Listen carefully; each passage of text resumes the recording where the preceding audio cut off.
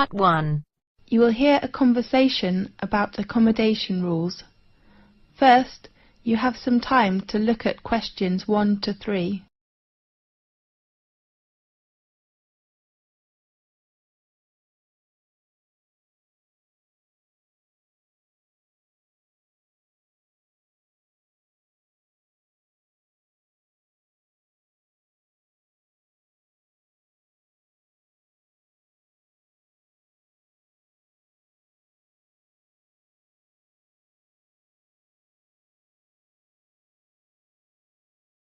Listen carefully and answer questions 1 to 3. Good morning, everyone. I'm your accommodation advisor. Well, firstly, welcome to Thomas House, which is one of the most popular accommodations in our university. I will give you an introduction about the house and answer your questions. As you know, the building was constructed in the middle of the 18th century and was used by the family of Thomas. That's, of course, how the house and university got its name. We repaired it and added some new and modern facilities last year. Excuse me, advisor? Yes? What kind of facilities are there in Thomas House? There are 3 floors. A front hall and a dining room are on the ground floor. Does the house have a garden? Of course. And a garage? No, we don't provide parking lot to students. Okay. A small gym with some new equipment is on the 2nd floor. Does it have a computer room? No, I mean a leisure room on the 2nd floor, and you can find a comfortable lounge with a big balcony on the same floor. How about bedroom and bathroom? They are both on the top.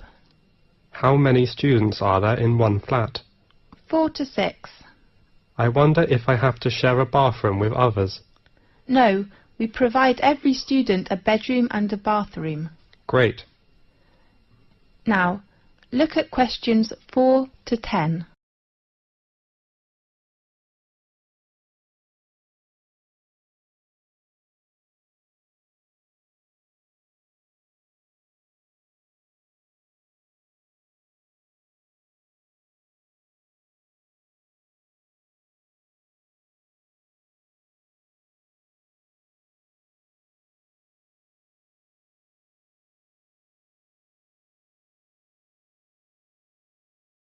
Now listen carefully and answer questions 4 to 10. There are some rules in Thomas House. Firstly, smoking is not allowed in both your bedroom and the bathroom. Does the house have a smoking section? No, you can smoke on the balcony or outside the house. Advisor, is there a laundry in the house? Of course. Laundry room is located on the right corner of the 2nd floor. Sure. But please do not use it after 11 o'clock. Is it free to us? In fact, you don't need to pay any bills which are included in your accommodation fee, but you have to pay laundry fee. How much? We offer 2 coin-operated washing machines. The large one is £2.50 and the small one is £1.60. If the lounge has a time restriction? Definitely. We ask all students to keep quiet and do not make noise after 11 o'clock. We know there is a backyard in the house. Yes. If we can park our car there? No, we do not allow parking in our yard. Okay. Could we invite some friends to hold a party in the garden or lounge? We only allow party on weekends. Fine.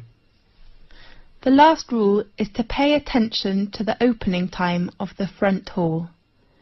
The door is locked at 11 p.m. and opened again at 6 a.m. in the next morning. Remember to take the front door key when you go out early or come back late. How could we get the front door key? You can go to residence office building and get your key in room 101. Sure. Well, any questions? That is the end of part 1. You now have half a minute to check your answers.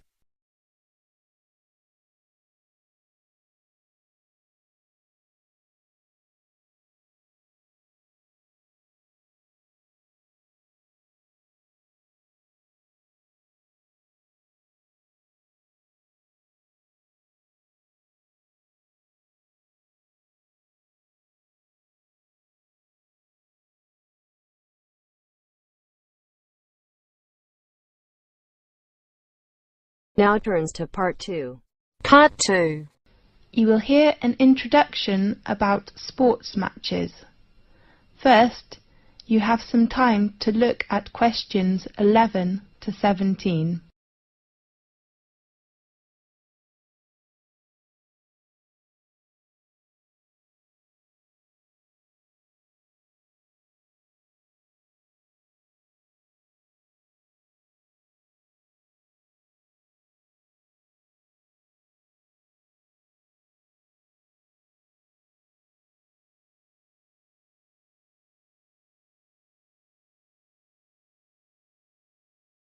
Now listen carefully and answer questions 11 to 17. Good morning, everyone.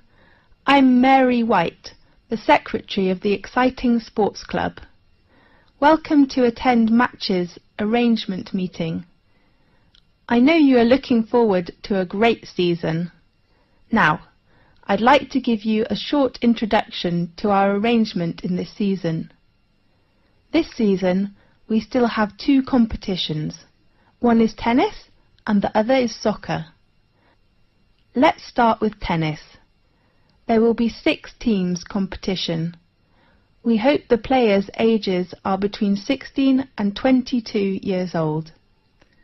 While the number of soccer teams is only 4 in this season, because we hope all players' ages are no more than 20 years old. Now, in this new season there are some changes. The first one is the venue.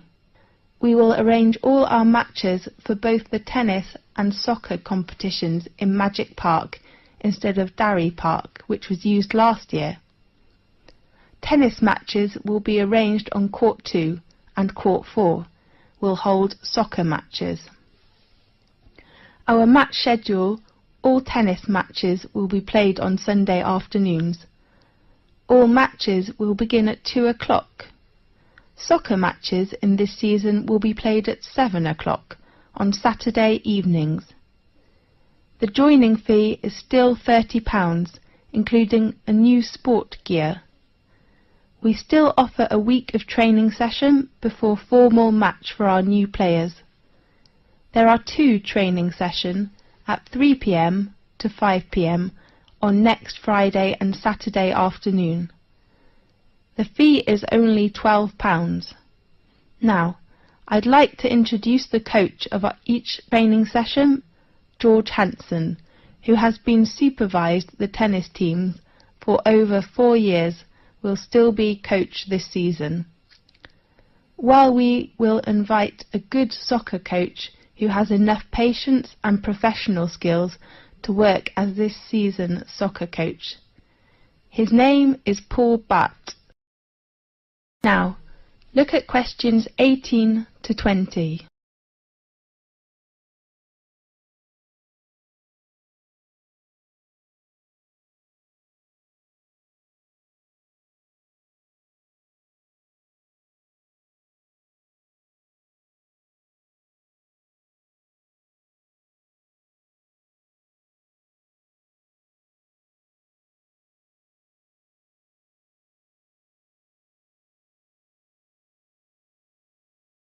Now, listen carefully and answer questions 18 to 20. In addition, we offer some activities to thank all players. Please look at your brochure. There are some activities and their time arrangements. At the beginning, we hope to start the season with a barbecue dinner on next Saturday in Magic Park. I do really hope all players will go there to enjoy the dinner, and you may invite your relatives and friends. Of course they have to pay a little fee, with just £5. And then, after the final match in the season, we will vote this season's MVP, the most valuable player. The 2 players from tennis team and soccer team will gain an honour and a prize from our sports centre. This season we hope all players can send a confirm letter to us to ensure our match arrangement. So please write to us before the deadline. It is on Thursday, 18th of April. Our secretary, David Black, is in charge of collecting fees and your letters in this season.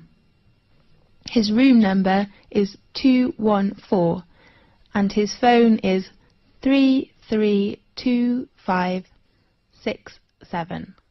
That is the end of part 2. You now have half a minute to check your answers.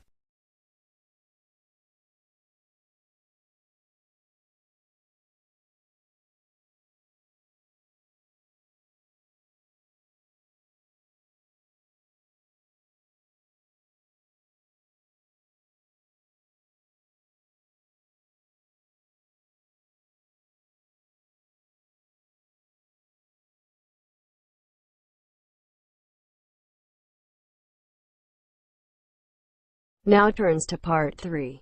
Part 3. You will hear a conversation about a student thesis. First, you have some time to look at questions 21 to 24.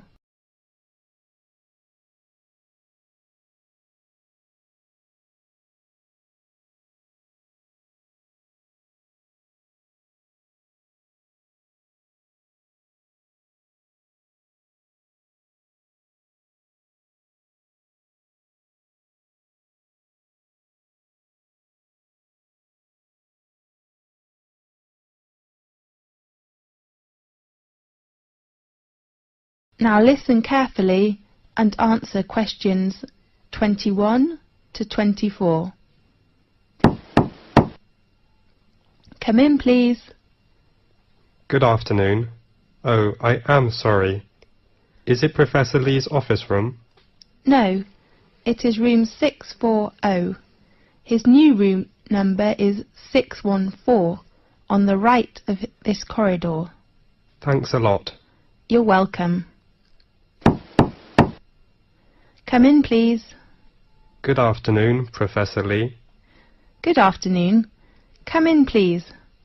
I remember our tutorial time is at 2 o'clock, right?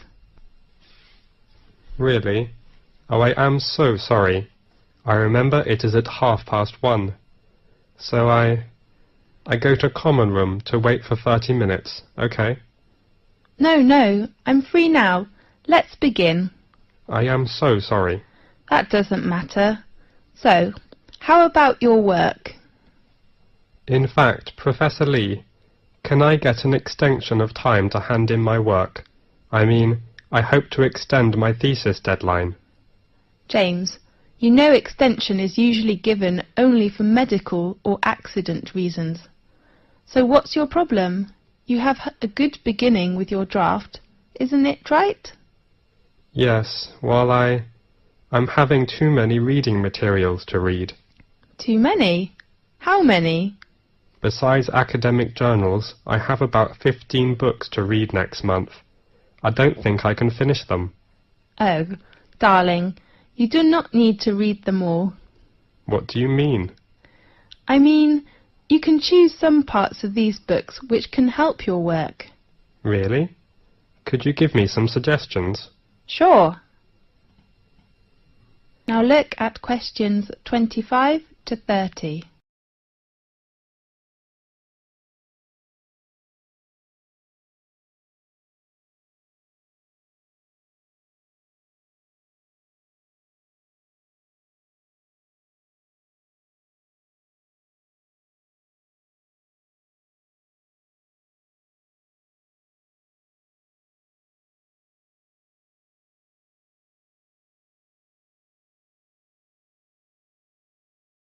Now listen carefully and answer questions 25 to 30 Do you bring your reference book list? Yes, I take it. Let's see. First, the book by Bayer. I think it is really worth reading. Read it all? Yes, the topic of the book is nearly the same field with you. Okay, I'll read Bayer's book. The next author is Oliver. I heard that his argument is very strong, but the book is a little difficult. You are right, but I still recommend you to know about his argument, which will give you a lot of help. Fine. Do you think I should read Billy's book? About Billy. I have to say his work is very good, especially his research method, but you do not need to read it now. Right. The last author is Andrew. How about his book? In my opinion, the one by Andrew says the research findings. I mean, his last part is very excellent, clear and persuasive. I agree with you. I'm reading the book now. Great. How about others? I suggest you finish these books next month, and then we will talk about others, okay? Okay. Have you begun your research work? Yes. How are things going? That's okay, except the research method. What's wrong with the method? I have made some interviews, Yes. but I found they couldn't give me the data I need. Who are the interviewees? Some are our classmates and others are schoolmates. Oh no. James, it's better for you to interview some professionals. Do you think it is better for me to change another research method, such as questionnaire? I don't think you will have enough time to design it and then analyse your research data. That will waste you a lot of time. You're right. And pay attention to your reference. Reference books? No, I mean you should make clearly about what reference books you read, and then write them after your thesis. Okay, I'll make them clear. Fine. I hope to see your work quickly. I hope too. Thanks for your help, Professor Lee. That's okay. See you next time. See you. That is the end of part 3. You now have half a minute to check your answers.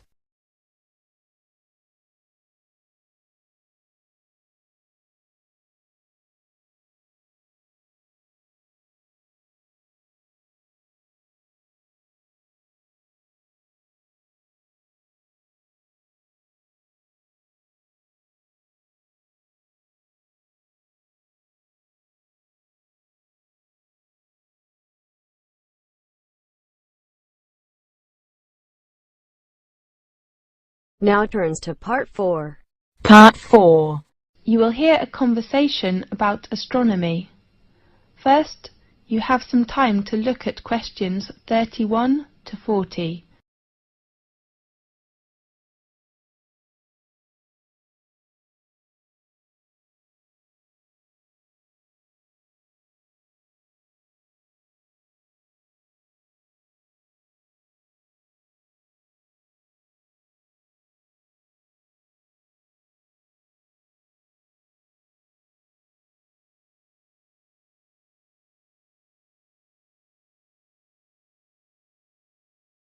Now listen carefully and answer questions 31 to 40. This is Magic Time from the BBC. I am Faith. In today's programme we invite a Professor of Astronomy. Welcome, Lewis. Thanks a lot, Faith. What magic information will you introduce to us? We all know the Leonidas in August are coming, so today let's talk about meteors. Good topic. At one time or another, almost everyone has glimpsed a swift little streak of light dashing across the night sky. Nearly everyone makes wishes when they see them, and blame both good and bad luck on their presence. Yes, these sudden celestial visitors are meteors.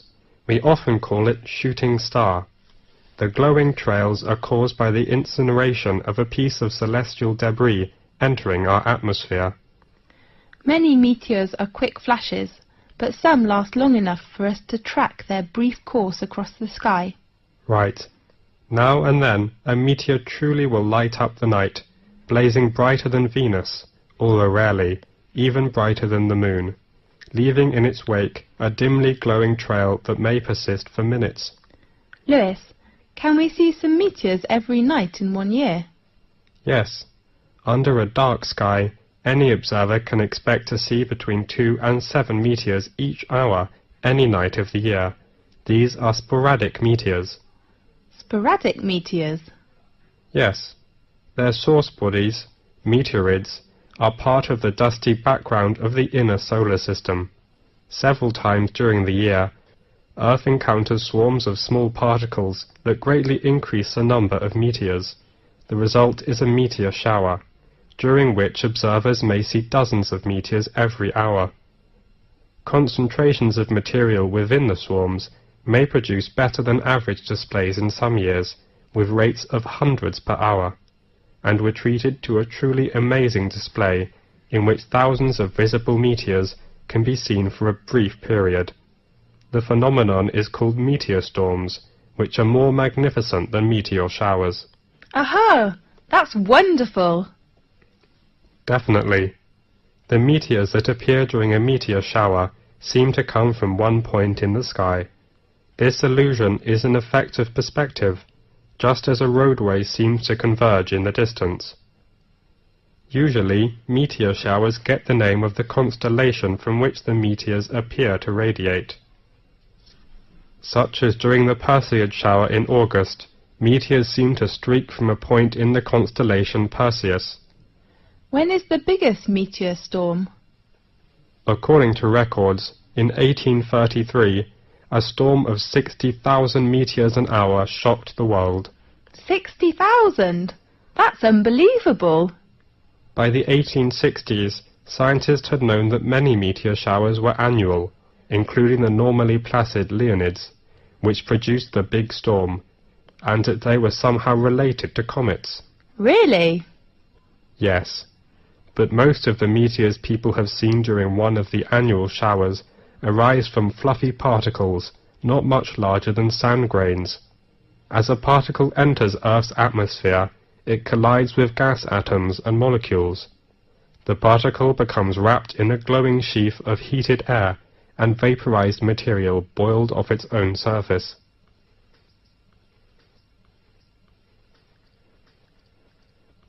Whether meteor is very near to us when it appears? No.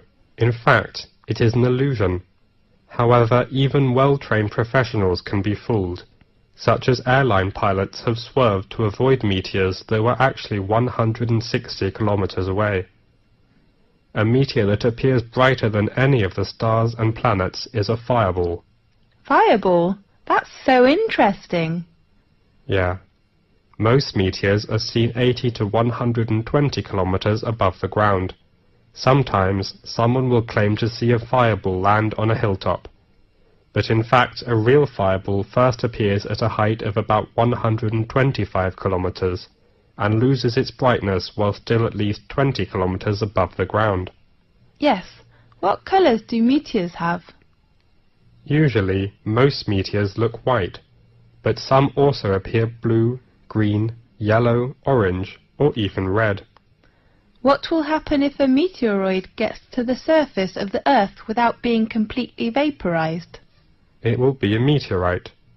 I heard meteorites were long ago thought to be cast down as gifts from angels. Yes, and others thought the gods were displaying their anger. Really? As late as the 17th century, many believed they fell from thunderstorms. They were nicknamed thunderstones. Many scientists didn't believe the accounts of people who claimed to have seen meteors, and some experts were skeptical that stones could fall from the clouds or the heaven. Yes. One of the most significant meteorite events in recent history destroyed hundreds of square miles of forest in Siberia on June the 30th, 1908. According to local witnesses, a ball of fire streaked through the sky and seemed to enter the atmosphere at an oblique angle. It exploded, sending out hot winds and loud noises, and shaking the ground enough to break windows in nearby villages. Small particles blown into the atmosphere lit the night sky for several days. So, nowadays, the prevailing theory holds that a meteor exploded just above the surface. Yes. Most impact craters and basins larger than the meteor crater are heavily worn away or have been buried by rocks and dirt as the Earth's surface changed. At present, Chicxulub Basin, centered in Mexico's Yucatan Peninsula, is the largest one. The diameter of basin is around 300 kilometers. Rock samples obtained by drilling into the basin show that an asteroid struck the Earth there about 65 million years ago. Does that the same period with the dinosaurs disappeared? That's right. Many scientists believe this debris caused climate changes which made the dinosaurs not survive. We do really hope that will never happen again. Right. OK, thanks for watching today's programme. See you next week. That is the end of part 4.